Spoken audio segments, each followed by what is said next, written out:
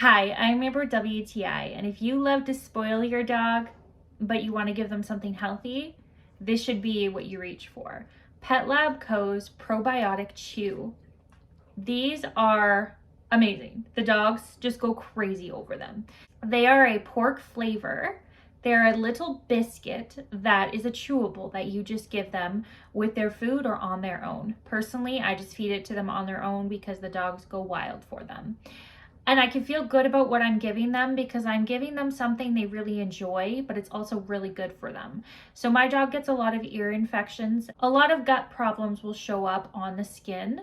So that is why I think the ear infection has to do with the gut problem. So I started feeding this to them daily. They get 2 chews each because of the size that they're in.